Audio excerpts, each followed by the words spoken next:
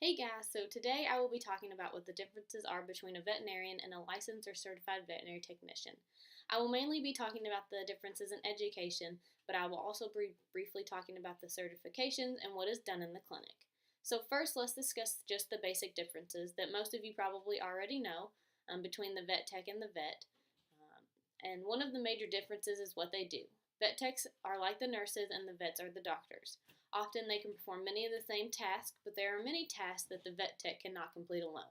A vet tech has to complete the task either under the supervision of the doctor or at least with the doctor's approval.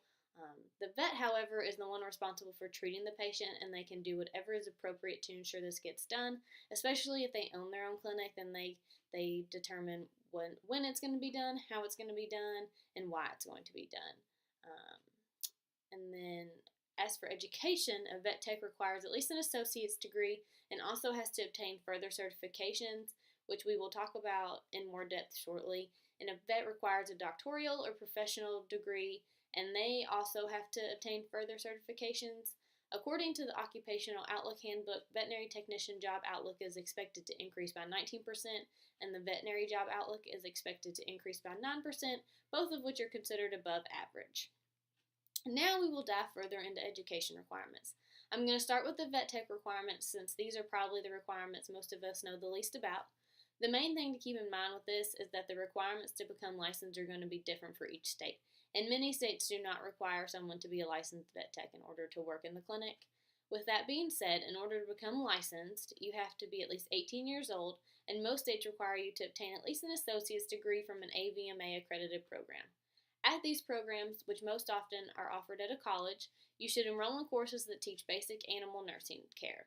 This would include how to place a catheter, giving sub-Q injections or fluids, and much more.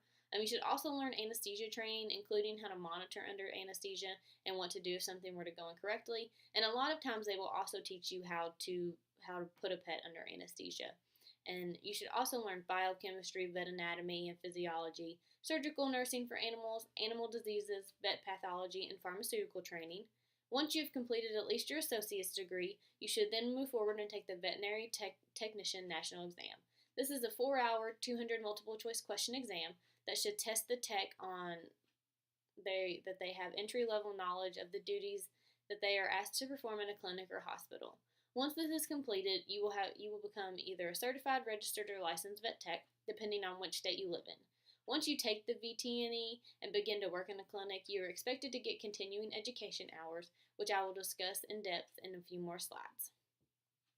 Next, we will talk about the education requirements for a veterinarian. First, they must start by completing their undergraduate degree.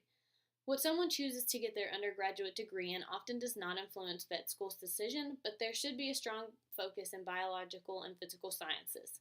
Most of the vet schools have the same undergraduate requirements that include 2 semesters of general chemistry with lab, 2 semesters organic chemistry with lab, 1 or 2 semesters of biochemistry and molecular biology with lab, 2 semesters of general biology with lab, 2 semesters of physics with lab, and a range of mathematics, with most requiring at least basic calculus. Many vet schools do not list calculus as a requirement on their application, but most of them still want you to have that calculus under your belt. Once you have gotten close to finishing undergrad, you should start applying for one of the 30 vet schools that are AVMA accredited. That's what you want to look for in a vet school, is to make sure that it is AVMA accredited. Once you get into vet school, it is then time to complete the 4-year beyond undergraduate degree in order to become a doctor of veterinary medicine. In order to practice in the U.S., it is required that the North American veterinary license exam be taken and passed. So if you don't pass that, you don't necessarily become a doctor. From there, a vet can choose to get certified in a particular specialty. So currently there are 22 AVMA recognized specialty organizations, and within that there are 40 distinct specialties. Once you have gotten your DVM or your certification in a specialty, it is then required that you complete continuing education hours in order to maintain your certification and be able to continue to practice. So next I will be talking about the continuing education hours that both vets and vet techs are required to obtain. The number of hours required is going to be very dependent on the state they are practicing in. So just like getting licensed in working in a clinic, each state's going to be different on how many hours they require the vet and the vet tech to obtain. And then each state is going to have that number of hours that you're required to get, and they're going to have a certain amount of time that you can get it in, and that amount of time that you have to get the hours is called the term. So there's paperwork required where this continuing education hours must be logged, and then at the end of the term, it must be sent into the state where you're practicing. In Kentucky, vet techs require 6 hours of continuing education, and they have 2 years to complete these. And then vets require 30 hours of continuing education, and they also have 2 years to complete these. You can attend in-person lecture-style meetings, or oftentimes there's another vet that practices a specialty giving the lecture, and they just kind of tell you, give some pointers and kind of explain why certain things are done certain ways and what new research is showing. And then you also have the option of attending online seminars where there's basically, you get online, log onto a website, and then they either have live meetings or they are pre-recorded lectures with questions in the middle that you answer just to make sure that you're understanding the information and still there and actually watching and attending. And then the main thing with this is that these education hours do need to be AVMA approved in order to count towards your continuing education hours in order to keep your certification. So last, I will talk about what the different titles of vet techs are and what they mean. So first, a vet tech can be certified. This means that they are recognized by the private sector of voluntary achieved standards. For example, if a food company held a meeting or something where that you get continuing education hours about their food, they could then certify you and say that you are an expert about their food. That doesn't necessarily have any influence in whether a clinic is going to hire you and if you can practice in that clinic, but it does mean that you have knowledge further than just somebody else who did not get certified by that food company.